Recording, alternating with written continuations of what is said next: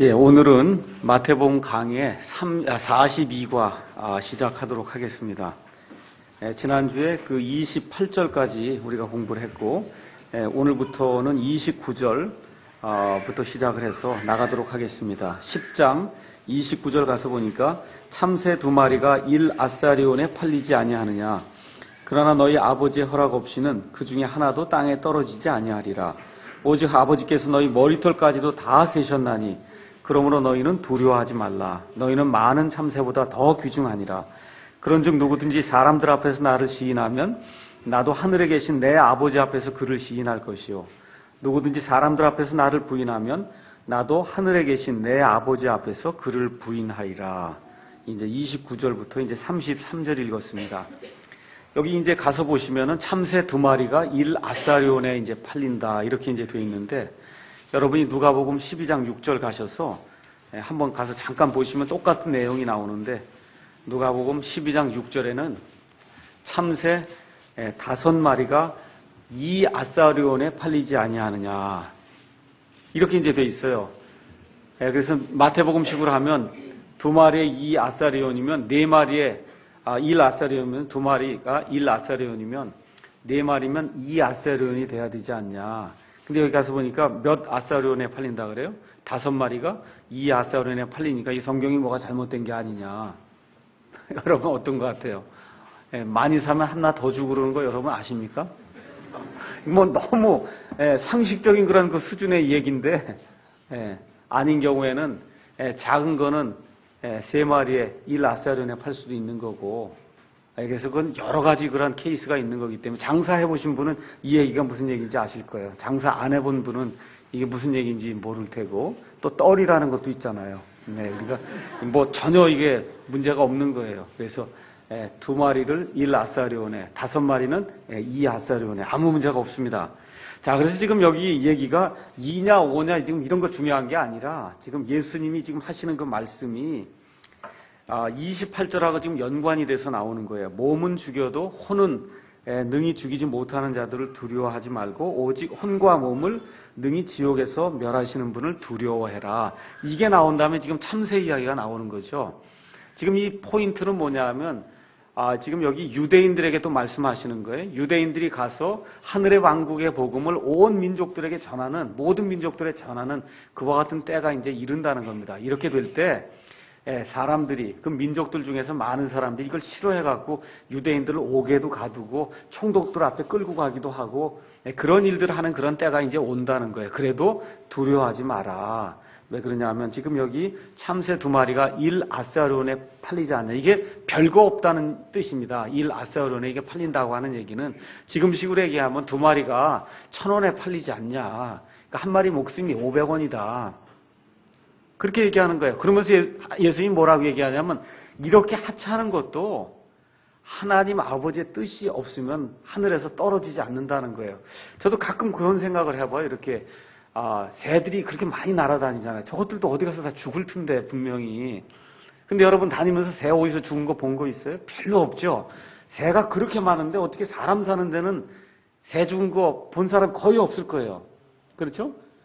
근데 죽긴 다 죽을 겁니다. 그 많은 새들이. 그래서 지금 예수님 말씀하시는 게, 아버지의 허락이 없이는 이 미천한 이런 새들 중에 하나도 그냥 떨어지지 않는다. 예수님 지금 그 말씀 해주시고, 그 다음에 또 하나 또 예를 드시는 거예요. 또 뭐냐 얘기냐면, 너희 머리털이 많지 않냐. 여러분 머리털 몇 개 있는지 아십니까? 아침마다 빗으로 빗으면은 많이 떨어지잖아요. 그런데 아버지께서 머리털이 몇 개인 줄 아시고 머리털 몇 개가 떨어지는 것까지 하나님이 주장하신다. 그러니까 어떻게 하라는 거예요? 두려워하지 말라는 거예요. 그래서 31절에 두려워하지 말라. 그렇게 이야기하는 겁니다. 그러니까 여기 31절에 두려워하지 말라 하고, 그 다음에 28절에 두려워하라는 거 하고, 지금 이게 완전히 대비가 되어 있어요. 그러니까 어떻게 하라는 겁니까? 사람은 두려워하지 말고 하나님은 두려워하라는 거예요. 맞습니까? 여기저기 28절하고 지금 31절 가서 보시면 사람은 두려워하지 말라는 거예요. 그래서 어느 분이 그런 글을 쓴 걸 보고 제가 큰 깊은 인상을 받았습니다. 예수님을 알게 되고 이 킹제임스 성경의 이런 진리를 알게 되니까 알게 되면 될수록 사람이 두렵지 않더라는 거예요. 왜 그래요? 이게 사람이 내게 무슨 일을 하겠습니까? 사람이. 하나님 아버지께서 심지어 아침에 머리카락이 몇 개 떨어지는 것 같이 하나님께서 다 주장하고 알고 계시는데, 그래서 두려워하지 말라 하시면서 예수님이 너무 좋은 말씀 주시죠. 너희는 많은 참새보다 더 귀중하니라. 믿으세요, 여러분? 많은 참새보다 더 귀중하다. 그 다음에 이제 나오는 이야기가 시인과 부인에 대한 그런 그 이야기가 나옵니다. 시인과 부인에 대한 것. 여기 출애굽기 20장 20절에 그 내용이 하나 나와 있으니까, 이왕 적었으니까 가서 한번 보도록 하죠. 출애굽기 20장 20절 가서 보면, 모세가 백성에게 이르되 두려워하지 말라. 너희를 시험하려고 하나님께서 임하셨나니 이것은 너희가 죄를 짓지 않도록 자신의 두려움을 너희 얼굴 앞에 두려워하심이니라.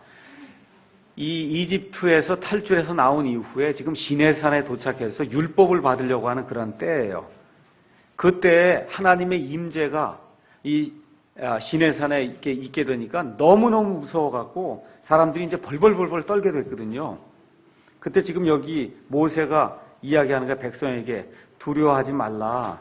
근데 참 재미있어요. 두려워하지 말라 이야기하면서 왜 하나님이 여기 임하시냐 하면, 하나님의 두려움을 너희 가운데 두기 위해서 임하기 때문에 두려워하지 말라. 상당히 그 아이러니한 것 같죠? 하나님이 하나님의 두려움을 너희 가운데 두시기 위해서 너희 안에 임하니까 하나님으로 인해 두려워하지 말라. 좀 또 그렇게 지금 이야기해요. 그러니까 성경이 이런 두려움이라고 하는 그런 그 단어, 특히 하나님에 대한 것들을 저와 여러분이 잘 이해를 하셔야 됩니다. 그래서 어떤 경우에 두려워해야 되고 어떤 경우에는 두려워하지 않아야 되는 것인가, 이게 말씀의 균형을 가지고 우리가 이제 잘 봐야 됩니다. 32절, 33절에 이제 시인과 부인에 대한 게 있는데, 여러분과 제가 이런 것들을 이제 성경에 가서 보시면 시인하는 것, 부인하는 것에 대한 이야기들이 성경에, 신약 성경에 특히 몇 군데가 나옵니다. 그래서 이런 걸 또 구원하고 연관을 시켜갖고 예수님을 잘 믿다가 부인하면 예수님을, 그러면 지옥 가는가 보다, 이렇게 생각하시는 그런 분이 또 있어요. 자, 첫 번째 가서 보겠어요. 먼저 시인과 부인이 사람이 천국 가냐 지옥 가냐를 나누는 그런 종류의 시인과 부인이 있습니다. 그런 종류의, 그거는 로마서 10장 가서 한번 보시죠. 로마서 9장. 로마서 10장 9절 10절 한번 가서 보시죠. 여러분 잘 아는 그런 말씀입니다. 내가 만일 내 입으로 주 예수님을 시인하고 하나님께서 그분을 죽은 자들로부터 살리신 것을 내 마음속으로 믿으면 구원을 받으니, 사람이 마음으로 믿어 의에 이르고 입으로 시인하여 구원에 이르느니라. 여기 나오는 이 시인은, 시인, 이거는 뭐하고 상관이 있어요? 시인하냐 부인하냐가 뭐하고 상관이 있는 거예요? 이거는 구원하고, 그래서 한 사람의 운명을 천국에 넣을 것이냐 아니면 지옥에 넣을 것이냐, 이거를 구분짓는 그런 요소로 여기 시인과 부인이 이렇게 나오는 거예요.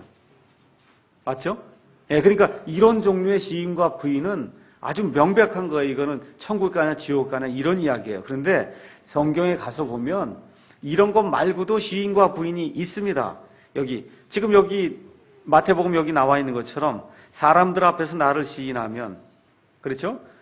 지금 여기 하늘에 계신 내 아버지 앞에 그를 시인할 거, 지금 이런 얘기가 이제 나온단 말이에요. 이런 거 같은 이런 말씀은, 이건 구원과 관련된 그런 말씀임의 사실인데, 여러분이 예를 들어 디모데후서 2장 11절 같은 데 한번 가서 보시죠.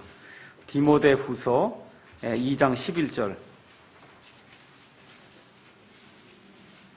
그것은 신실한 말이로다. 우리가 그분과 함께 죽으면 또한 그분과 함께 살리라. 우리가 고난을 당하면 또한 그분과 함께 통치하리라. 우리가 그분을 부인하면 그분도 우리를 부인하시리라. 이렇게 지금 나온단 말이에요. 지금 여기도 지금 시인 부인 이야기가 나오잖아요. 그럼 먼저 문맥을 이렇게 봤을 때 우리라고 나오죠. 우리라고 얘기가 되면 이미 사도 바울도 포함이 된 거죠. 맞죠? 맞습니까? 그럼 여기 나와 있는 우리는 구원받은 사람입니까? 아니면 구원받지 않은 사람입니까? 여기 나와 있는 이 사람들은 지금 구원받은 사람이잖아요. 맞죠? 그럼 여러분, 구원 한 번 받으면 영원히 구원받습니까? 아니면 잘못하면 지옥 갔다가 또 잘하면 다시 올라왔다 이렇게 되는 거예요. 왔다 갔다. 영원히 구원받잖아요. 그러니까 지금 이런 데 나와 있는 이런 시인 부인은 이거는 천국 가냐 지옥 가냐 결정하는 시인 부인이 아니다. 어떤 종류의 시인 부인이냐 하면 나중에 예수님 앞에 섰을 때 상속 유업에 관해서 보상을 받느냐 얼만큼 받느냐 받지 못하느냐에 대한 그런 종류의 시인 부인이지 이런 걸 가지고 와서 구원을 잃어버린다고 하고 이렇게 되면 안 된다는 거죠. 제가 요새 한 가지 좀 어려움을 이제 겪고 있는데 그런 것 중에 이제 하나가 이제 그런 거예요.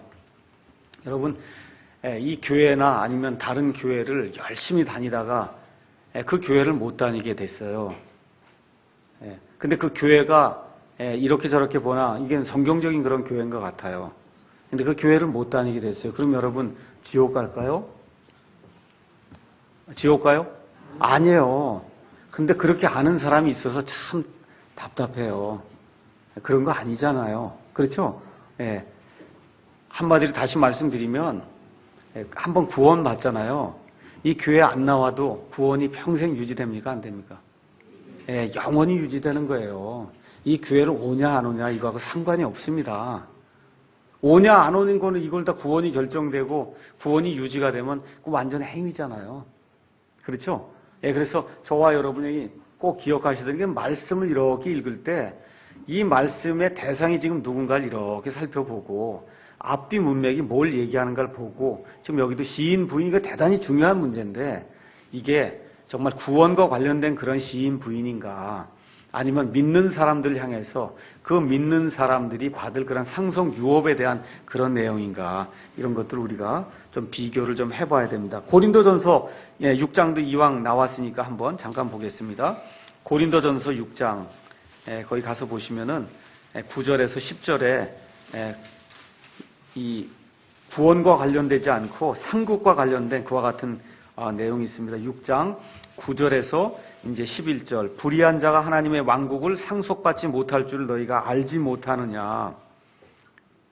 여기 8절 가서 보면 아니라 너희가 부당한 일을 행하고 속여 빼앗되 그것도 너희 형제들에게 그리하는도다. 그럼 여기 나오는 불의한 자는 누구예요? 형제들 가운데 불의를 행하는 자죠. 맞습니까? 세상 법정으로 형제들 끌고 가는 사람이 있어요.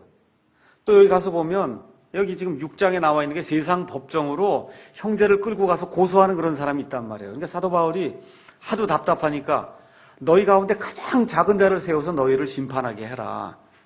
성도들 간에 생긴 문제를 왜 세상 법정에 가냐. 세상 법정을 끌고 가는 사람이 어떤 사람이라는 거예요. 이 불의한 자라는 거거든요. 그럼 이런 불의한 사람 구원을 잃어버려요? 아니잖아요. 그게 아니에요.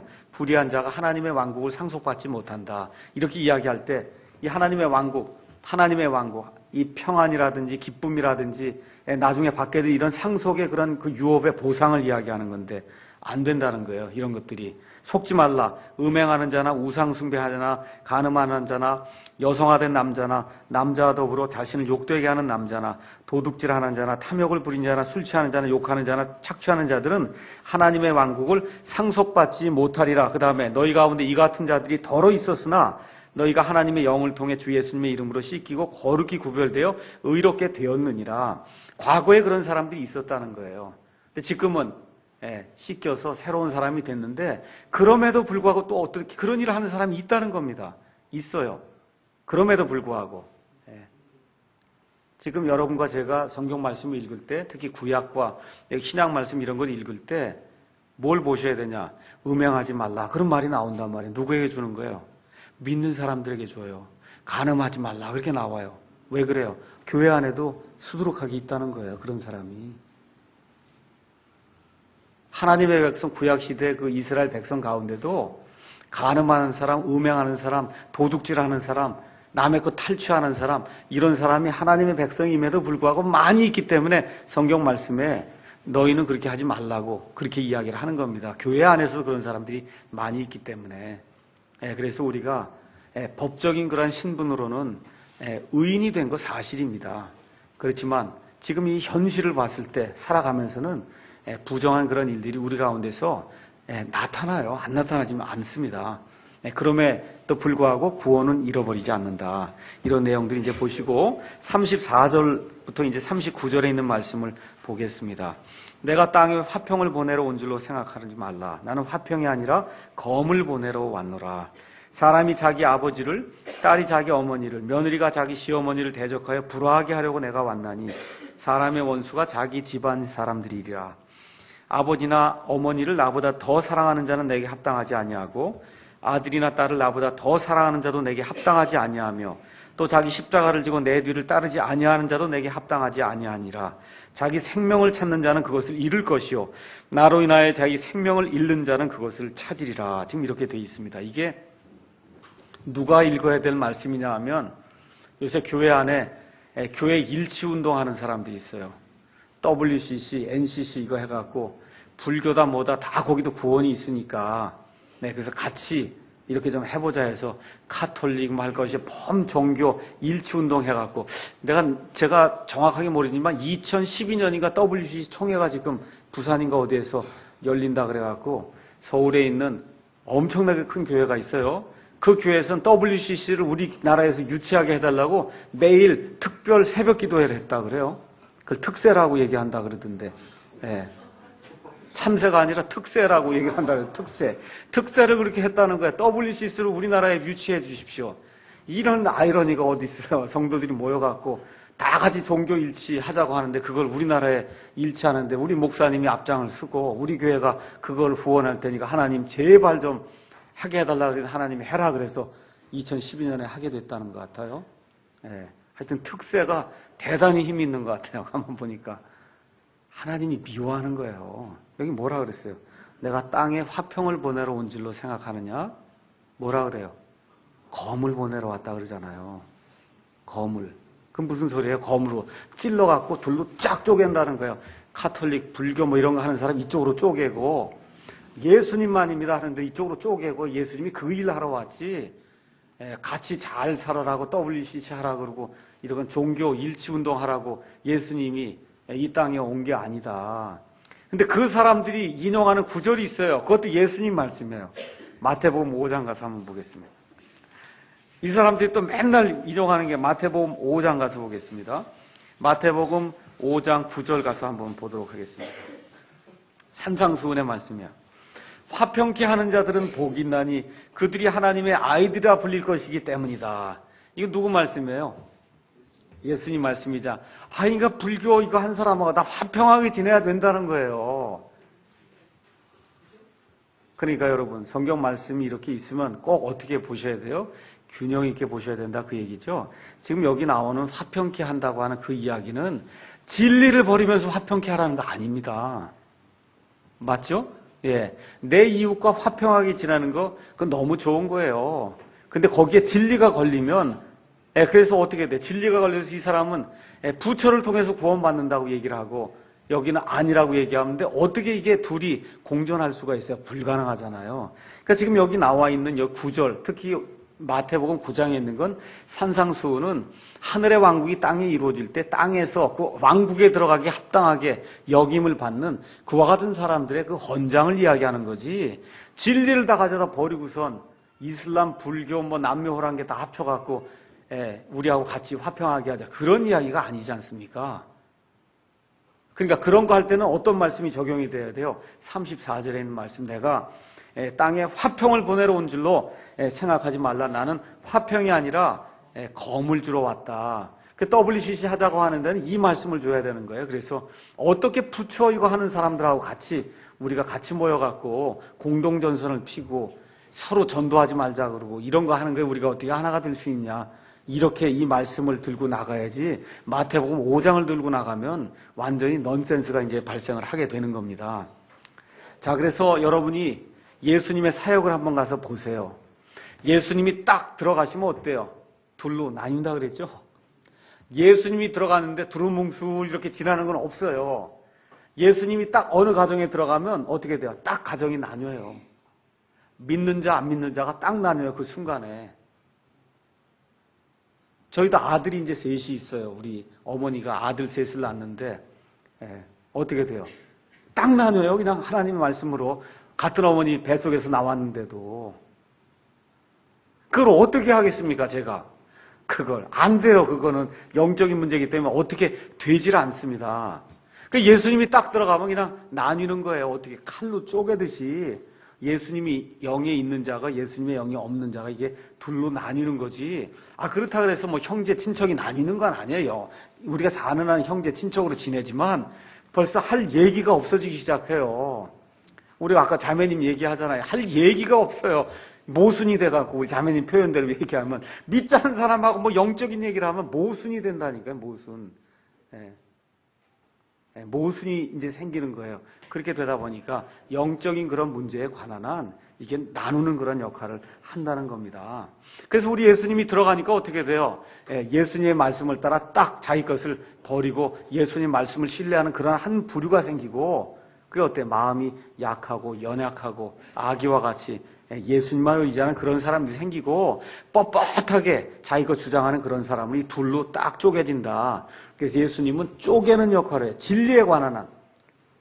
이렇게 같이 화목하게 지내는 거 말고요. 이거 지금 얘기하는 건 진리에 관한 거 이야기하는 겁니다. 진리에 관한 한은 마리아다, 뭐 이런 거, 이거 하고 어떻게 우리가 같이 공존할 수가 있습니까? 안 된다고 얘기해요. 교황이다, 신부다, 뭐 이런 거 하고는 우리가 같이 공존이 안 됩니다. 이건 구약시대 이 우상을 숭배하는 그런 사람들이 행하던 그런 일들이기 때문에 이런 것들하고 같이가 안 돼요. 그래서 여러분이 앞으로 이제 뉴에이지 시대가 돼서 적그리스도가 이 땅에 이제 오게 되는데, 적그리스도가 내거는 그 기치가 뭐냐 하면 화평하자는 거예요. 화평하자. 그래서 온 세상을 다 평화의 도가니로 이제 이렇게 몰아놓습니다. 다니엘서 8장 25절 가서 한번 읽어보겠습니다. 에스겔서 다음에 나오는 다니엘서 8장 25절. 거기 가서 보면은 이 적그리스도가 나중에 사람들을 이제 마음을 빼앗아 가서 온 세상을 통치할 때 쓰는 적그리스도의 전략이 나와요. 8장 25절. 그가 또 자기의 정책을 통하여 자기 손에서 속임수가 형통하게 하고 자기 마음속에서 자신을 높이며 평화를 빌미로 많은 사람을 멸할 것이요. 또 그가 일어서서 통치자들의 통치자를 대적할 터이나 그가 손으로 말미암지 아니하고 무너지리라. 이렇게 돼 있어요. 통치자들의 통치자 할 때 이게 대문자로 돼 있죠. 누구예요? 예수님을 대적한단 말이에요. 근데 예수님이 자신의 숨으로 훅 불어넣으니까 이 사람이 나중에 가서 그냥 무너져 버려. 손으로 하지 아니하고. 근데 사람을 뭘로 속인다 그래요? 평화로. 평화하자. 종교 뭐 같은 거 아니냐, 이거 우리끼리 왜 싸우냐 그러고 이러면서 평화하자 해갖고 많은 사람을 멸망의 구렁텅이로 이 적그리스도가 이끈다고 성경이 이야기합니다. 그래서 앞으로 예수님을 믿는 사람이 살기가 대단히 어려워져요. 타협 안 하고 진리대로 하면 그러면 전도도 이제 하기가 어려워요. 미국이라고 하는 나라가 어느 면에서 기독교 국가예요. 성경으로 나라가 시작된 국가예요. 그래서 오랫동안 성경 말씀을 가르쳤고 학교에서 공립학교에서 기도하게 했고 다 했어요. 누가 공립학교에서 기도하는 걸 못하게 처음으로 막았어요? 누가요? 케네디가 막은 거예요. 케네디. 천주교 신봉자잖아요. 천주교를 신봉하는 이 케네디 일가가 들어서면서부터 공립학교에서 케네디 대통령이 공립학교에서 기도하는 거를 금지시켰어요. 케네디가. 그 이후부터는 이게 점점 악화일로를 걸어서 어떻게 지금 되냐. 여기 성경책을 들고 가거나 이 전도지를 들고 가서 누구를 줬다고 하면은 그러면 큰일 나면 영창 가게 되는 거예요. 지금은. 이 미국의 공립학교에 가서 누가 그런 일들을 하면. 그러니 감히 무슨 기도를 한다거나 그렇게 이제 할 수가 없어요. 갓 이런 거 다 하는 거 다 지워버려야 된다고. 왜? 다 똑같이 그 갓도 넣으면 알라도 넣고 부처도 넣고 다 넣어야지 그걸 갓만 저기다 갖다 붙이냐 그러고 이렇게 사람들이 지금 나오기 때문에 왜 그래요? 평화해야 된다는 거야, 종교들끼리. 그래서 이렇게 되면서 세상이 예수 믿는 사람들을 향해서 굉장히 적대적이 됩니다. 왜 그러냐면 앞으로 적그리스도의 세상이 화평이라고 하는 걸 무기로 들고 나오기 때문에 그래요. 화평하자. 그래서 이런 내용들 좋아요, 여러분. 이제 기억을 하시면 됩니다. 그래서 예수님이 진리에 관한 한 사람을 둘로 쫙 쪼개는 그와 같은 존재다. 그래서 예수님의 사역에 대해서 누가복음 2장 35절에 가면 아주 잘 나와 있어요. 누가복음 2장 35절에 가서 보니까 시므온이 어린 아기 예수를 이제 축복을 한 다음에 아이의 어머니 마리아에게 뭐라고 얘기하느냐 하면 34절에 시므온이 그들을 축복하고 아이의 어머니 마리아에게 이르되 보라 이 아이는 이스라엘에서 많은 사람을 넘어지게 하고 다시 일어나게 하기 위해 세워졌으며 또 비방을 받는 표적이 되기 위해 세워졌나니 참으로 칼이 내 혼도 찔러 꿰뚫으리라. 이건 지금 예언으로 나중에 예수님이 십자가에 달려 죽을 때 마리아가 그걸 보니까 얼마나 비참하겠어요. 그래서 그걸 지금 예언적으로 이제 말씀하는 거거든요. 그 이야기하면서 아주 예수님이 들어가면 딱 어떻게 된다는 거예요. 거기 가서 보니까 많은 사람을 넘어지게 하는 일이 생기고 또 한 사람은 다시 일어나는 일이 생긴다는 거예요. 그래서 아주 돌로 쫙 쪼개는 그와 같은 일이 생긴다. 근데 맨 마지막에는 이 마리아에게도 처음에 기쁨이 됐지만 맨 마지막에 자기 아들이 십자가에 달려 죽는 걸 자기가 몸소 보게 되면 그 칼이 들어와서 자기를 찌르는 것 같은 그와 같은 고통을 내가 맛보리라. 지금 그렇게 지금 마리아에게 시므온이라고 한 사람이 하나님의 영의 감동을 받고 지금 예언하는 그와 같은 대목이 이제 나와 있습니다. 자, 여기 36절에 사람의 원수가 자기 집안 사람들이리로다. 여기 나와 있는 이 말씀은 미가서, 여러분 아시죠? 미가서 6장에 예수님의 출생지 에브라다, 베들레헴이 나오는데 그 같은 미가서 7장 5절 6절에 똑같은 이런 내용이 나옵니다. 그래서 이스라엘 백성에게 특별히 이제 주는 겁니다. 그 진리를 가지고 싸울 때 진짜 원수가 어디서 나오냐? 집안에서 나온다는 거예요. 참 우리가 이제 킹제임스 성경 이렇게 진리로 믿고 이렇게 하다 보니까 얼마나 많이 그런 가정을 보는지 몰라요. 특별히 이상하게 킹제임스 진영에는 이 부인들로부터 학대를 받는 남편이 그렇게 많더라고요. 남편이 이 진리를 가지고 좀 해보자 그러는데 부인이 그렇게 협조를 안 해주는 그런 분들이 굉장히 많더라고요. 그래서 제가 뭐라고 대답해요? 가서 부인을 더 많이 사랑하십시오. 그렇게 이야기가 그게 제일 좋은 해결책이잖아요. 이해하고 사랑하십시오. 자, 그래서 그리스도의 교리에 관한 한 싸움이 이제 일어날 수밖에 없습니다. 여기 37절 가서 보니까 아버지나 어머니를 나보다 더 사랑하는 자는 내게 합당하지 않다. 이렇게 부드럽게 돼 있는데 딴 데 가서 한번 보겠습니다. 누가복음 14장을 가서요. 그대로 두시고 누가복음 14장으로 가서 보시면은 조금 더 강하게 표현되어 있어요. 14장 26절. 어떤 사람이 내게 오면서 자기 아버지나 어머니나 아내나 자녀나 형제나 자매나 참으로 자기 생명도 미워하지 아니하면 능히 내 제자가 되지 못한다. 여기는 아주 미워한다고 아주 강하게 표현이 되어 있고 그쪽에서는 더 사랑하면이라고 하는 조금 좀 부드러운 말로 이제 표현이 되어 있는데 여러분과 제가 이제 미워한다, 또 사랑한다 이런 개념을 성경적으로 좀 이해를 하시려고 하면 그럼 창세기 29장을 좀 가서 이제 보시면 됩니다. 창세기 29장. 창세기 29장 30절에서 31절 이제 가서 보시면 29장 30에서 31절 야곱이 두 아내를 얻어요. 한 아내의 이름은 레아고 다른 아내의 이름은 라헬이에요. 그래서 레아는 언니고 라헬은 이제 동생입니다. 야곱이 라헬에게도 들어가니라. 그가 또한 레아보다 라헬을 더 사랑했다 그랬어요. 또 다른 칠년은 여전히 그와 함께하며 섬기니라. 근데 그 31절에 뭐라고 기록되어 있어요? 주께서 레아가 미움받는 것을 보셨다. 그 성경을 해석하는 거죠. 뭐라고 돼 있어요? 그 윗절에 가서 보니까 야곱이 누구를 더 사랑했대요? 라헬을 더 사랑했으니까 레아가 어떻게 됐다는 거예요? 미움을 받았다는 거예요. 그러니까 더 사랑하는 것보다 덜 사랑하면 뭐라는 거예요? 그게 미움받는 거라는 거예요. 그게 성경적인 의미의 미워한다는 겁니다. 우리 말로 뭐 이렇게 그냥 해갖고 속으로 그냥 이런 게 그것도 물론 미움이지만 예를 들어 지금 여기 얘기하는 것도 그러면 아버지 어머니는 사랑하지 말라? 그런 얘기가 아니라는 거 아시죠? 예수님을 사랑하니까 아버지 어머니 갖다 내팽겨쳐라 그런 얘기 아니잖아요. 아내를 내팽겨쳐라, 자식들 내팽겨쳐라. 많아요. 그런 분들이 자식들 내팽겨치고 교회만 와서 사는 분들이 특히 우리 부인들 가운데는 많아요. 교회를 열심히 한다 그러고 다 팽개치고 교회 일은 열심인데 집에 가면 밥 먹을 거 안 해놓고 이런 부인들이 일반 교회 가보세요. 얼마나 많은가. 우리 남편분들은 우리 교회 오니까 얼마나 좋아요. 부인들이 밥도 잘해주고. 그렇지 않습니까? 네. 웃으시는 거 보니까 아닌가, 여기 우리 교회도. 네. 얼마나 많은지 몰라요. 근데 그분들이 얘기하는 게 뭐예요? 남편과 뭐보다 다 예수님을 다 앞세우고 그렇게 해야 된다고. 그게 오해하는 거라는 거예요. 남편도 사랑하고 아내도 사랑하고 자식도 사랑하는데 그것보다 더 누구를 더 사랑하라는 거예요? 하나님을 더 사랑하라는 거예요. 지금 이야기가. 그걸 잘 이해하셔야 됩니다.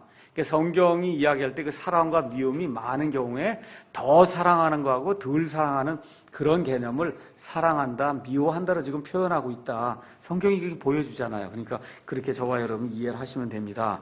마태복음 19장 그 29절에도 이제 가서 보니까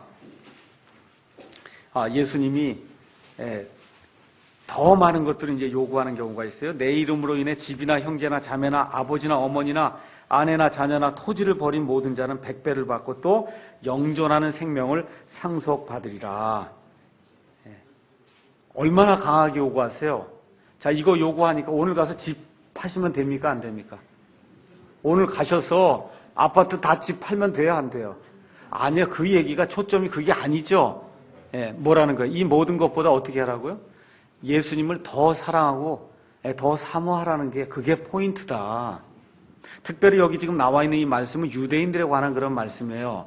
근데 지금 유대인들은 뭘 기다리고 있어요? 예수님의 재림과 하늘의 왕국을 지금 기다리고 있기 때문에 사도행전 2장에서도 구원받은 사람이 물건을 다 팔아서 같이 통용한 거는 뭐 때문에 그래요? 예수님이 언제 임하실지 모를 정도로 임박한 그런 시점에 살고 있으니까 이걸 팔아서 같이 나눠드는 그런 시점이 이게 말씀이 적용이 되는 거예요. 이거 읽고 목사가 가서 집 팔아 오라 그러고 이러면 안 되는 거 아시죠? 그런 거 아닙니다. 그래서 이 기독교는 굉장히 배타적이에요. 예수님 빼고는 안 된다 그러잖아요. 다른데 뭐라 예수도 좋고 뭐 공자도 좋고 다 구원이 있습니다. 구원의 길이 뭐 한두 개입니까? 이렇게도 좋고 저렇게도 좋고 그게 다 세상의 모든 종교는 다 그렇게 이야기하는 거예요. 가톨릭, 불교, 뭐 이슬람 가서 우리만 믿으라고 얘기하는데 없어요. 그거 다 괜찮습니다. 서로 사랑하면 됩니다. 예수님은 아주 유일무이하게 배타적이라고 그래요. 배타적. 예수 아니면 아닌 거지. 예수님도 좋고 부처도 좋고 그런 건 없다는 겁니다. 그래서 사도행전에 사도 베드로와 이 사도들이 뭐라 그래? 하늘 아래, 하나님이 하늘 아래 많은 그런 이름을 주셨는데 그 이름들을 통해서 구원 얻을 수 있는 이름은 누구 하나만 줬다 그래요. 예수 이름 하나뿐이 없다는 거예요. 예수님 외에는 그 이름을 통해서 구원받을 그 이름, 그 가진 존재가 없다. 그래서 우리가 이제 앞으로 가면 갈수록 우리뿐만 아니라 우리 아이들도 예수님을 믿게 되면 가면 갈수록 고립이 되는 그러한 이제 사회가 우리 안에 이루어져요. 옛날에는 통신이라든지 뭐 인터넷이라든지 이런 커뮤니케이션 매체가 많지 않았기 때문에 그래도 좀 그게 덜했는데 지금은 그렇지 않습니까? 인터넷이니 가서 봐요. 기독교 공격하는데 뭐 얼마나 많은지 모릅니다. 불교 공격하는 데 별로 없어요. 천주교 공격하는데 별로 없어요. 다 뭐만 공격해요? 다 예수님 있는 것만 공격해요. 왜 그래요? 이게 배타적이기 때문에 그래요. 부처도 좋고 공자도 좋고 예수도 좋고 이러면 공격받지를 않습니다. 근데 뭐라 그래요? 예수님만 통해서 된다고 얘기를 하니까 이런 어려움이 이제 발생을 하는 겁니다. 자, 그러면서 이제 여기 38절 자기 십자가를 지고 내 뒤를 따르지 아니하는 자도 내게 합당치 아니하다. 이제 예수님이 이제 그렇게 말씀하시면서 예수님께서 지고 가신 그런 십자가가 있고 각자의 그런 십자가가 있다. 십자가는 제가 지난번에 말씀드렸듯이 사형 틀이에요. 그러니까 저와 여러분이 십자가 지면 죽으러 가는 겁니다. 그래서 특별히 우리 남자 형제들 저하고 함께 그저 매일 죽으러 간다 이렇게 생각하시고 부인들 말 잘 듣는 방향으로 그렇게 하면 집안이 아주 화목할 겁니다. 특히 여기 장가 안 가신 분들도 있는데 장가 간 사람이 미리 우리가 얘기해 주는 거니까 십자가를 지고 매일 난 죽으러 간다 이렇게 생각하고 그래서 부인을 위하면은 그러면 집안의 문제가 안 생길 거예요. 자, 그 다음에 39절에 가서 보니까 자기 생명을 찾는 자는 그것을 잃을 것이요 나로 인하여 자기 생명을 잃는 자는 그것을 찾으리라. 이것도 아이러니 중에 아이러니 아닙니까? 찾으려고 하면 잃고 잃으려고 하면 찾는다는 거예요. 성경에 나온 사람이 다 그래요. 노아 한번 보세요. 노아라고 한 사람도 그 옛 세상 좋은 거 많이 있었어요. 근데 뭘 찾았어요? 그 옛 세상을 버리고 하나님 주시는 새 세상을 찾으려고 그런 사람이 노아예요. 아브라함도 갈대아 우르에서 자기 아버지 데라하고 우상 만들던 사람이에요. 우상 덩어리를 만들어가 돈을 많이 긁어 모으던 사람이에요. 거기 있었으면 그 갈대아 우르의 유지로 살 수 있는 거예요. 유지로. 근데 하나님 뭐라 그래요? 내 본토, 내 친척, 내 땅을 떠나서 내가 가라는 대로 가라. 거기에 생명이 있다고 하니까 떠나서 가지 않습니까? 그렇죠? 네. 그래서 성경에 나와 있는 그러한 하나님의 사람들은 이 원칙에 따라 산 거예요. 자기 생명을 찾는 자는 그것을 잃을 것이요. 자기 생명을 잃어버린 자는 그것을 찾을 것이다. 우리가 이 킹잼 성경의 진리를 지금 들고 있거든요. 이거 왜 그래요? 네. 이게 진리기 때문에 과거의 모든 걸 내가 잃는다 해도 내가 이걸 통해서 생명을 얻고자 지금 이 진리를 지금 들고 있는 거거든요. 근데 성경이 뭐라 그럽니까? 그렇게 해서 자기 생명을 찾는 자는 그걸 잃을 것이요. 나로 인해 자기 생명을 잃는 자는 그것을 찾으리라. 성경이 이제 그렇게 이야기하고 있어요. 모세 같은 경우도 이집트의 왕자로 그래서 나중에 잘하면 어떻게 될 뻔했어요? 이집트의 파라오가 될 뻔했어요. 근데 어떻게 돼 있다 그래요? 그리스도로 인한 그런 치욕을 이집트가 가져다주는 부귀영화보다 더 크게 생각을 하고 그리고 어떻게 이집트를 버리고 떠났다고 이야기하지 않습니까? 이게 성경이 이야기하는 그런 방식이다. 그렇게 이야기하면서 한마디로 이야기하면 그거예요. 올라가려고 하면 떨어진다는 거예요. 하나님이 만든 창조물 중에 올라가려고 아주 길을 썼던 그런 창조물이 하나 있어요. 그 사람의 그 존재의 일기가 이사야서 14장에 나와 있어요. 에스겔서 28장에 나와 있고 그게 누구예요? 마귀. 그래서 마귀가 누구하고 같이 되려고 그래요? 지극히 높으신 분과 내가 같이 되리라. 지극히 높으신 분. 그분이 누구예요? 하나님인데 제일 높으신 그분하고 내가 같게 되겠다. 그렇게 되니까 어떻게 돼요? 나중에 지옥으로 쫓겨 내려가잖아요. 지옥으로 쫓겨 내려가는 거예요. 그래서 올라가려고 하면 내려가게 되고 내려가려고 자꾸 노력하면 올라가게 되는 그와 같은 일이 누굴 통해서 우리가 극명하게 볼 수 있어요? 예수님을 통해서. 예수님이 그 높으신 분이 땅에까지 내려와서 십자가까지 달리는 그와 같은 어려움을 겪을 때 우리 하나님이 그를 부활시켜서 모든 이름 중에 가장 귀한 이름으로 그 예수라는 이름을 챙겨주셔서 그래서 모든 무릎이 다 그 예수님 앞에 무릎을 꿇도록 그렇게 하나님이 만들어주셨다. 그게 기독교의 진리예요. 제가 옛날에 이런 걸 모르고 이게 꼿꼿하게 이제 살려고 그런 때가 있었는데 이게 하나님의 말씀 자꾸 읽으면은 그렇게 할래가 그게 안 되더라고요. 그게 양심이 찔려갖고. 이게 보면, 여러분 이거 읽으면 그렇지 않습니까? 자기 생명을 찾는 자는 잃고, 잃는 자는 찾는다. 또 성경 가서 보니까 꼿꼿하게 하면 떨어지고, 밑으로 내려가려고 그러면 하나님이 들어 올려주시고, 이게 성경 전체적인 내용인데, 이걸 버리고 자꾸 무언가 자기걸 추구하려고 그러면, 그럼 어리석은 사람이죠. 자, 40절에서 42절에 이제 보상에 대한 그런 내용이 나옵니다. 그러면서 너희를 받아들인 자는 나를 받아들이며 나를 받아들인 자는 나를 보내신 분을 받아들이느니라. 대언자의 이름으로 대언자를 받아들인 자는 대언자의 보상을 받고 의로운 자의 이름으로 의로운 자를 받아들인 자는 의로운 자의 보상을 받으며 또 누구든지 제자의 이름으로 이 작은 자들 중 하나에게 찬물 한 잔이라도 주어 마시게 하면 진실로 내가 너희에게 이르노니 그가 결코 자기 보상을 잃지 아니하리라 하시니라. 여기 지금 나오는 거는 제자들이 이제 보내시면서 그 제자들을 받아들인 그런 내용이에요. 그러니까 쉽게 말씀드리면 11장 1절 한번 보시죠.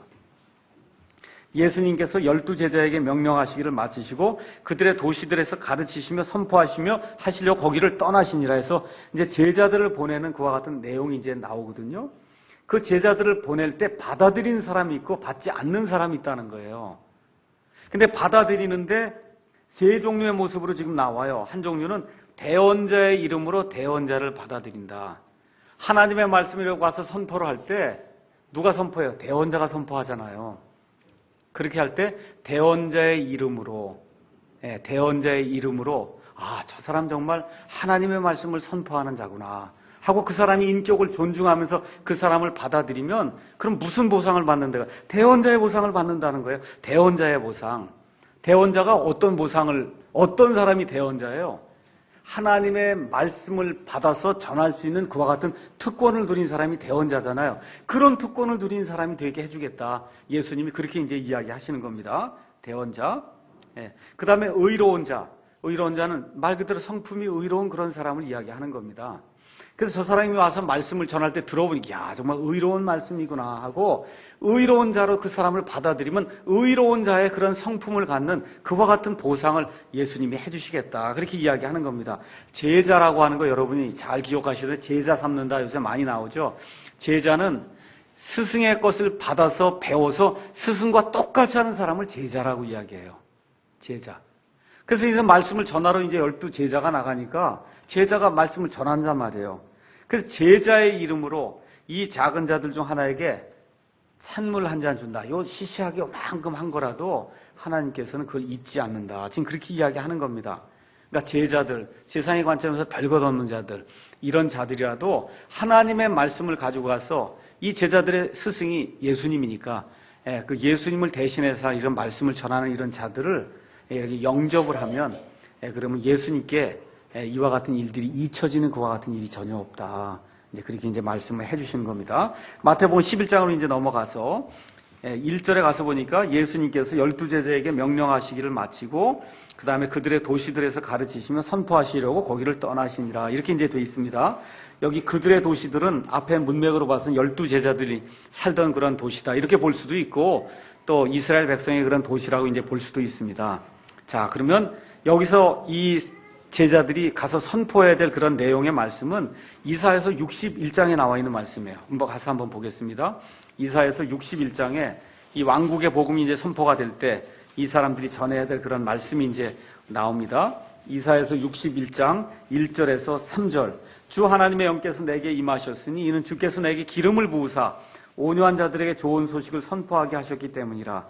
그분께서 나를 보내신 것은 마음이 상한 자들을 싸매고 포로된 자들에게 자유를, 결박된 자들에게 감옥에서 노임을 선포하게 하려 하며 또 주의 받아주신 해와 우리 하나님의 원수 갚으신 날을 포고하고 애곡하는 모든 자를 위로하게 하려 함이며 이렇게 쭉 되면서 맨 끝에 가서 이로써 그분께서 영광을 받으시리라. 이렇게 1절, 2절, 3절이 되어 있어요. 이게 하늘의 왕국의 복음이에요. 그래서 제자들이 이제 이 말씀이 이제 선포하는 그런 내용이 나옵니다. 자, 우리가 이제 마태복음 10장까지 이제 공부를 했는데 여기 가서 보니까 예수님이 그들의 도시들에 가서 말씀을 선포하기 위해서 떠나는 그런 여행이 이제 나오는 겁니다. 지금 여러분이 마태복음 1장부터 2장, 3장 이렇게 쭉 나가면서 산상수훈까지 이제 다 끝내고 이렇게 되면서 여행이 지금 몇 번 나오는데 첫 번째가 마태복음 4장에 나오는 예수님의 여행이 있어요. 왕국의 복음을 선포하는 그런 내용이 있고 그 다음에 2차 여행이 예수님이 마태복음 8장에서 9장에 나온 2차 여행이 있고 여기 이제 3차 여행이 이제 나오면서 예수님이 또 갈등을 일으키는 그런 내용들이 이제 이 안에 기록이 되어 있습니다. 자, 그런데 이제 예수님이 말씀을 선포하는 가운데 누가 사람을 보내냐면 침례자 요한이 예수님께 사람을 보내서 그래서 예수님이 정말 메시아인지 아닌지 그걸 묻는 그런 내용이 이제 나와 있습니다. 가서 제가 잠깐 읽겠습니다. 2절, 3절. 이제 요한이 감옥에서 그리스도께서 행하신 일들을 듣고 어떤 일들을 행하셨을까요? 예수님이. 죽은 자들 살리고 병든 자들 고치고 눈 먼 자 눈 떼어주고 그렇죠? 이런 일들을 다 봤단 말이에요. 그래서 사람을 이제 보내는데 제자들 중에 두 사람을 보내요. 그분께 이르되 선생님이 오실 그분입니까? 아니면 우리가 다른 분을 기다려야 합니까? 하는 그런 내용이 이제 나옵니다. 자, 이게 이상하지 않아요? 침례자 요한이 예수님을 가리켜서 하나님의 어린 양을 봐라 그렇게 얘기하고 그렇죠? 자기는 그분 앞에 달려가는 전령이라고 그러고 그렇죠? 광야에서 외치는 소리라고 그러고 다 그렇게 했는데 도대체 어떻게 침례자 요한이 예수님을 의심할 수 있을까? 왜 그게 의심이 될까요? 침례자 요한의 생각에는 지금 침례자 요한의 생각에는 이 교회 시대라고 하는 게 지금 들어있을까요? 없을까요? 침례자 요한은 그게 없어요. 침례자 요한의 입장에서는 지금 뭐예요? 예수님이 오셔서 메시아 왕국을 지금 이 땅에 세우시는 그거에 지금 관심이 있어서 자기가 전령이라 그러고 그렇죠? 가서 여러 이스라엘 백성을 회개시키고 메시아를 받아들이고 그렇게 했는데 떨어진 결과가 뭡니까? 자기가 옥에 갇혀버린 거예요. 이게 다 잘 되면 메시아가 일어나서 왕국을 부흥시키고 자기의 말이 막 퍼져갖고 사람들이 믿고 돌아서고 이렇게 되는데 웬걸 그게 아니라 어떻게 돼요? 지금 잡혀갖고 옥에 갇혀 있으니까 옥에 갇혀서 생각한 거예요. 도대체 이게 어떻게 이렇게 될 수가 있습니까? 죽은 자도 살리고 눈먼 자도 눈 떼어주고 이러는데 왜 이게 왕국이 이루어지지 않습니까? 하도 고민이 되니까 어떻게 해요? 제자 둘을 불러서 예수님께 보내는 거예요. 도대체 당신이 그분입니까? 아니면 우리가 다른 분을 기다려야 됩니까? 근데 여러분, 우리는 웃을 수 있어요. 우리는 웃을 수 있어요. 왜 그래요? 십자가 사건 이후에 사니까 모든 걸 다 아니까. 그런데 지금부터 2000년 전으로 돌아가셔서 여러분과 제가 침례자 요한이라고 한번 생각해 보시단 말이에요. 하나님의 말씀에 있는 대로 다 선포를 했습니다. 예수님이 기적도 행하시고 죽은 자도 살리고 완전 메시아예요. 정말 거기 나와 있는 그대로. 근데 사람이 따라요, 안 따라요? 유대 민족들이 따르질 않는 거예요. 그러다가 어떻게 해요? 자기는 심지어 지금 감옥에 갇혀 있는 거예요. 그러니까 얼마나 혼란스러웠겠어요. 이게 분명히 하나님 말씀인데 하나님의 영이 내게 임해서 이건 말씀을 전했는데 저분이 하는 걸 보니까 분명히 메시아인데 근데 왜 이렇게 사람들이 따르질 않을까? 또 더구나 나는 그분의 전령으로 이렇게 열심히 했는데 어떻게 하다 난 지금 감옥에 갇혀 있을까? 이런 의심이 되는 게 너무 당연하다는 거예요. 이렇게 당연하게 돼야 성경을 진짜로 믿는 거예요, 이 사람이. 맞습니까?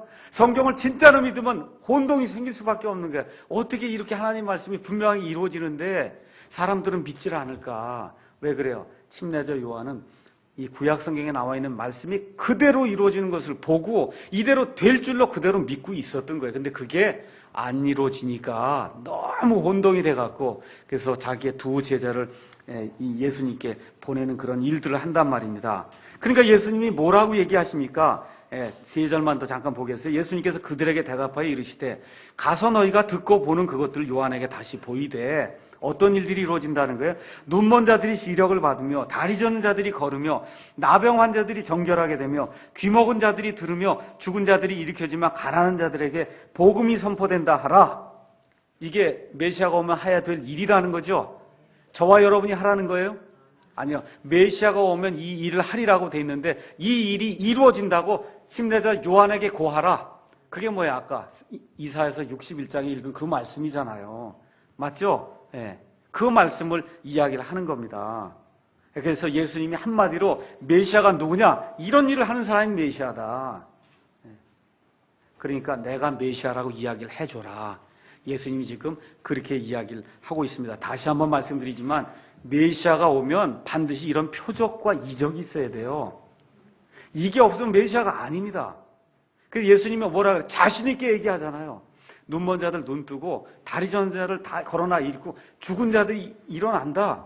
이걸 가서 얘기해라. 내가 분명히 메시아다. 이 얘기는 무슨 얘기예요? 당신이 그분입니까? 아닙니까? 그걸 물어보고 오라 그러니까 내가 그분이다. 그 얘기를 지금 해주라는 거예요. 맞습니까? 오늘 여기까지 하고 다음 시간에 또 그 이후에 하도록 하겠습니다.